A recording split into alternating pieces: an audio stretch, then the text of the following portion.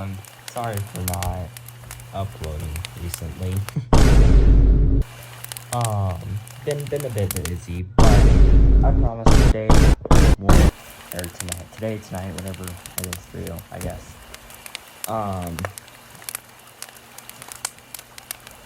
Today will be pretty good. I promise. Okay, but see, when we think of Henry, we know his story is one of two lives, and this engine, has began. I mean, in my AU at least, in canon-wise, don't want to step too far ahead here. He started off as a stolen blueprint, I guess. What's that term? Experimental engine. Yes. While that may be true, and I can't agree, you guys are annoying, so no, thank you. However, he was an experimental engine, as you previously just heard, and basically, he was a LNER experimental goods, I think. Kind of looks like Gordon in a way. I don't really know. Small firebox. We all know the story. I'm not gonna dig into it. And he was, Kipper crash had it. And he was rebuilt into a Black 5, as we all know. Well, in my AU, it's little understatement here. It's a big one. Big difference. See, in my AU, Henry's Mark 1 form was a GWR standard 2800. I mean, it was a pure freight locomotive built for raw pulling power. I mean, yeah, we get that, I mean, 2800s were introduced in 1903 as Great Western's first true heavy freight locomotive with 280 layout, the wheelbase, and modest 4 foot 7.5-inch drivers. I mean, it excelled at hauling coal goods trains, topping at about 40 miles per hour, which technically was a struggle. But that was just Henry's early life. So, on January 5th, 1943, at least under my AU timeline, you guys can correct me when Henry's canon accident was. I'm not too sure. I mean, I know how it happened. It's just, I don't know the time. I'm not a nerd. But Henry was assigned to the Flying Kipper fish train, far heavier and faster than, well, I wouldn't say heavier, but it was faster than any goods that he's pulled before. I mean, snow-packed rails and ice in the points left him unable to slow down in time. And at about 65 miles per hour, he crashed into a, I'm trying to think of how to explain it. Coal consist, I guess? I don't know. Smashing through the signal box or this building in between the station, derailing, falling on his side, and his goods train piling up. I'll tell you this much: the engine. I still gotta figure out the engine. The engine. Greg. Yes, I know. Greg and Sir Tom Matt, not Sir Tom. Sir Charles, I want to say. They were not too happy. Of course, the Germans were blatant, but oh well. Besides that,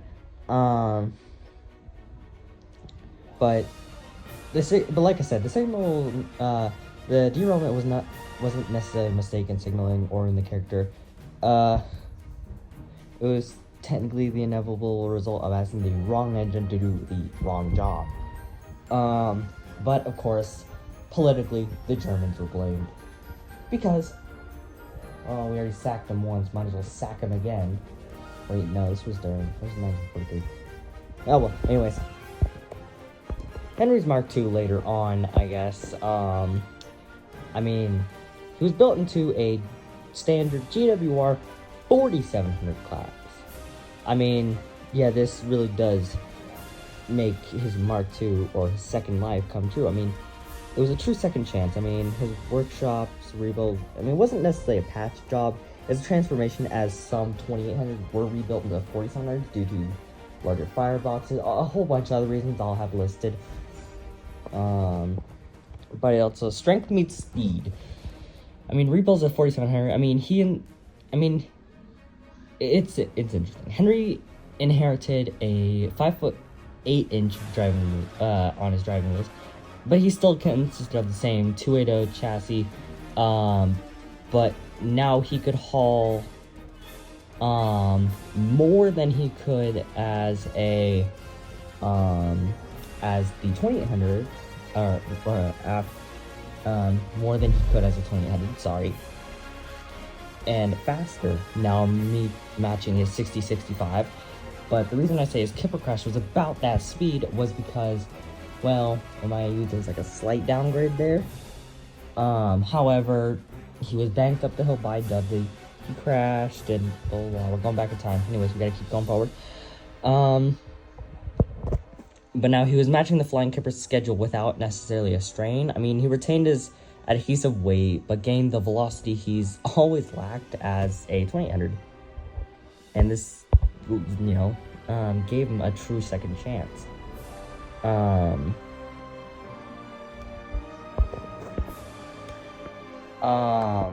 In the original Railway Series books, Reverend W. Awdry, God rest his soul, eventually describes Henry as a BR livery, or BR in, I want to say just green at this point. I don't want to get specific. LMS Standard Black 5. I mean, that choice reflects reflects the mixed traffic role the Black 5 played under British Railways. But in my view, the change between a GWR 2800 and a GWR 4700, I mean, that progression just tells Henry's true story of failure and redemption on to Sodor's Railways. What gave me this idea was, in an illustration in the second book, a single illustration, we see Henry, who got the short end of his stick, and he had a copper chimney dome, or funnel dome. It was copper, and that's mostly found on GWR. So it made me think, when I wanted to start my game, like, what if Henry was GWR?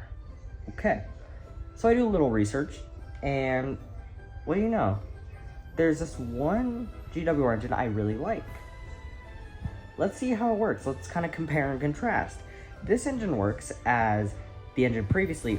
It was a 4800 at the time that I found, and I looked. It was actually a rebuild from a 2800. So 2800s were rebuilt into 4700. So I was like, huh, this could work. Let's try it. And it looks good, fits in with storyline, and I was like, sure, let's try it out. So that's what we're doing. Now, as I close up, Henry isn't just a rebuild. He's reimagined from a 2800 freight locomotive, doomed by its own design in a way, to a 4700.